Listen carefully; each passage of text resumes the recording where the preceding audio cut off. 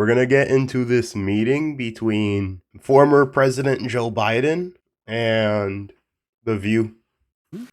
So, Mr. President, we just marked last week Trump's 100th day in office. Yep. Oh, God. And for some of us, it's felt like 100 years. Maybe you could be the next pope. I don't know. You No, have... that's Trump. He Oh, yeah. You've... so it's been 100 days. And you have waited to speak out until now. Why Bro, stop talking shit. Let this man enjoy his retirement. is now the right time for you to speak out? And what is your honest assessment of the first 100 days? You keep saying years. Number one, talking to former presidents of both parties is just a tradition. You just let the new guy come and have you get off the ground without going after him. Really? Are you sure? Because, Trump technically is not the new guy. Bro was president for longer than you. Number one. Number two, I think he has done, quite frankly, a very poor job in the interest of the United States of America. Joe Biden is talking like $8 gas prices weren't such a big deal. I think the way he's dealing, I know you don't want to talk about foreign policy, I'll just be a second. I think, the greatest alliance in the history of the world is with NATO, not a joke. Yeah. And he's blown it up. 70% of NATO is just the US. So if you take away the US from NATO, you literally have every other country. Every other country. Like, at least France is capable of defending themselves. But, like, all these other countries, man, they kind of suck. Like, no offense. In terms of defense, they kind of suck. I was able to expand it. We moved it and made up for it. But I'm worried that the impact will be long-term and negative, even if we win again and put it back together again. I think that he has demonstrated to the rest of the world that, the idea that he has a relationship with Putin the way he does. I've known Putin for over 45 years. The man's not... Damn, 45. He's a dictator. I could go on, and then domestically, I don't understand, why is he going after people's health care and Social Security? Why? Oh, it's simple. It's because there's fraud in it. He literally said there was 1,000 people who were over the age of 120 in Social Security that were still getting benefits. And a couple of them were 200 years old. It isn't really that hard. He's just going after fraud. He's not really going after people with Social Security. Not yet, anyways. Why is he doing that? What possible reason is that? How is he saving money? People paid to get into these programs. Yeah. I just find just to be mean, just to be cruel. Well, all kidding aside, I don't quite get the anyway, I can be short. I can be short. No. Yeah. You can see Joe Biden's health definitely declined. 2012 Joe Biden, no joke, actually could have been a good president. But 2020 Joe Biden, holy shit, dude, he was not good in any way imaginable. His mental state declined. Dude, his prime in politics probably was 15 years ago. His prime in his actual health was probably 40 years ago too. So yeah, it's one of these sad cases where age definitely killed what this man used to be. Because he used to actually be not that bad, to be honest. If you've seen 2012 Biden, you can tell he had some spark in him. And if you saw 2008 Biden, he's even faster. The moment you go to 2016, 2020, or 2024 Biden, dude, he's just like a car that's already crashed, that's still burning. And every time you see him, the condition just gets even worse somehow. But the saddest thing about Biden was, I really do think he was abused in office. He's old. He's very old, man. I really think his party definitely used him in order to put out a lot of their political ideas, using a man who's already built his name up, already built up his reputation to actually very good in politics, just to completely destroy it at the end and set everything he worked for ablaze. It's kind of sad, actually. I really think his party did abuse him. You're criticizing Trump. You can go on. Go ahead, Joy. Yeah. So I've noticed that Trump can't stop talking about you. He's obsessed with you. Well, he ain't obsessed with you. As of Actually, every time he talks about Joe Biden, it's because of how much he sucks ass. To be honest, it's kind of funny. late April, he had mentioned you and your family and your administration at least 580 times. Oh, yeah, because of the pardons. Land now, because when you're obsessed with somebody, you have to look in yourself and say, what is going on here? And at his Trump's cabinet meeting last week, your name was invoked 52 times, and he blamed you for the economic mess that his tariffs are causing. Why is he so fixated on you and blaming? Actually, to be fair, Biden did blame Trump for the economy when he was like 3 years into his own presidency. So, I mean, Trump's just making the ball game fair by attacking Biden the same way. I don't see a problem. This is like we both did it, so it negates itself kind of thing. You for everything. I beat him. Nah, you ain't winning. Joe, you're 10 years past winning. Trump is almost the same age as you, and he still looks younger. Well, Mr. President, when you announced that you wouldn't be seeking re-election, only 28% of the country thought that the country was on the right track. Now, you are... Yep, that's true, and that's because it wasn't on the right track. Like, to be honest, that was the closest we were to an actual dictatorship. We couldn't go home, we couldn't go outside, we couldn't do anything. Like, for everyone who says Trump is a dictatorship, like, you're still allowed to work, you're still allowed to go to the grocery store, you're still allowed to do all that stuff. Like, the closest we ever got to a true dictatorship was COVID. So, like, anytime anyone makes that argument, like, it's just hard to even give them credit. It's just hard to even give them credit because it's not true. That's the closest we were in my own lifetime to an actual dictatorship. I was literally born roughly around Bush's administration. So, I'm literally not that old. I'm understandably very proud of many achievements in your administration. But do you take any responsibility for not hearing the concerns of voters on the border security or cost of living sooner? Yes. And do you take any responsibility for Trump's re-election? Yes. He should take responsibility for all of them. Because, look, I was in charge and he won. So, I take responsibility, number one. But number two, you remember we put together a commission leading with one of the most conservative members of the United States Senate from Oklahoma running it. We came up with a significant means by which we could deal with the border. What did Trump do? He got on the telephone and he called Republicans, do not support it. It's legal, it'll work, it'll make Biden look good, don't do it. And they backed off. I don't know what he's talking about, so I'll just let him have it. For something like that? Well, secondly, look, what we didn't have a chance to do, and I've been advised not to say this, but I'm going to say it anyway. No one thought I could get past an over a $1 trillion plan to rebuild the country. Well, we made a lot of commitments, and $1 billion tunnels going through for Amtrak, bridges, so on. But we weren't quite as good as he was about advertising. There's nothing serious. And the problem is, it's not that you advertised. It's that literally the whole government was shut down. You couldn't do shit. And then once you went to a full-scale shutdown, you can't do shit after it because everyone's pissed off and angry. Then you had to get everyone back to working jobs. Like, Trump tried his best to not have the government shut down, and he failed miserably. But then you, immediately, you had, 2 years of basically the government being closed? And that was after Trump, too, because Trump had, I think half a year of it being closed before you took over. So, I mean, you could have used that as an excuse. I don't know why you went the route of, we didn't do as well as him, but we just didn't advertise it well. It's because you did less, because you couldn't do more.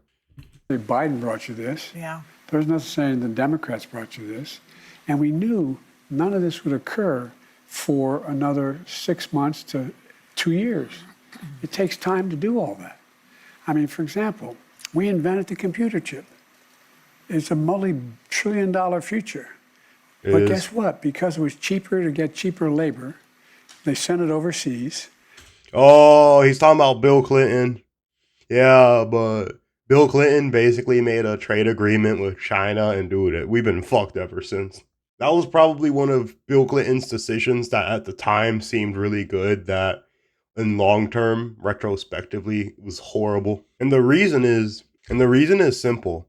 It's not because trading with China is bad. It's because no one enforced fair trading with China. So China literally took advantage of everything we let them get away with. And because no other president was willing to slap China in the hand when they were doing bad shit, now we're surprised that they're not willing to back down on their unfair trade agreements and everything. So now we're having a full-scale trade war with China, and to be honest, screw China. It's not that their people deserve to suffer. It's that if we give up, we're basically telling China, you can get away with all your unfair trade practices as much as you want. Because the real reality is, it's China's responsibility to take care of their own people. Do you think China would take care of Americans if we were poor and broke? The answer is no. Why should we do the same for those people? Like, it sucks, but it's a reality of the world. If your country can't take care of you, you gotta do something to change your country. And because China's a communist shithole, I mean, what are you gonna do? Because China is basically our strongest enemy, and the reality is, I would rather us have control of everything than China. Brought the product back home, we lost control. And what happened?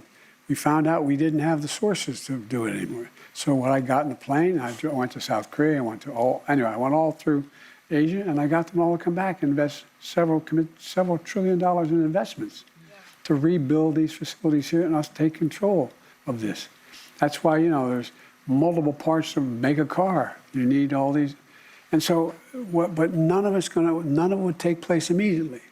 The same way with, for example, I don't know what last thing I'll say. But one of the things I'm proudest of working for is changing the way in which drug companies can charge you for prescriptions. Yes. It's a fun. The drug industry is a weird one. It's heavily overregulated, but at the same time, it's like also dangerous. Fuck. So it's like a really weird choice to do. Because in one thing, people get addicted to drugs, but in the other thing, people need like regular drug access. One of those things that just sucks. Double-edged sword, no matter what you do. Fundamental change is changing people's lives. Yeah. They can now afford the medicine they need. But it just was kicking in. And so that was a mistake to not be able to advertise, figuratively speaking, and actually that what was doing. But we knew, and I knew this, I knew it wasn't going to happen right away. What? That all the projects. Let me grab her hand. The projects, the benefits. How do you lead the world without having the best infrastructure in the world? How do you lead the world without having the best healthcare in the world? How do you lead the world without having the best education system in the world? How do you lead the world when you don't have that? Oh, it's very simple. You get rid of corruption, then you fix everything. Like, we spend more money per student than every other country that's doing better than us. And the reason is simple. We don't teach students to think for themselves or be smarter. We teach students political ideas and then expect them to be smart. They teach them political ideas first and education second. The moment education is secondary to a political opinion is when you fucked up. Because education should be the primary thing in a school. Like, if everyone sucks at math, you gotta do something about it. We should have a financial class right then and there in high school, teaching you about finances and spending better. That's one of the better classes to have. Then we should bring some kind of physical education class back into high school and middle school. Because the reality is everyone's fat as fuck. So we gotta bring physical education classes back. Things like reading and writing, I'm still fine with them, but we should just things like reading and writing. I think those should be kept, but there's a lot of reforms schools need in general. No Child Left Behind. And for education, there was No Child Left Behind. That was under George Bush, not H.W. Bush, the the 2000s Bush. But anyways, that shit sucked ass either. Because a bunch of schools were passing students that sucked. Because instead of making students do better at schools, what they did was they just lowered the standards so everybody could pass. So everybody was also passing dumber than they really should have been too. I remember I was in that era in school. Tests became easier and dumb people kept passing a lot easier in order to get, I think it was tax incentives. But yeah,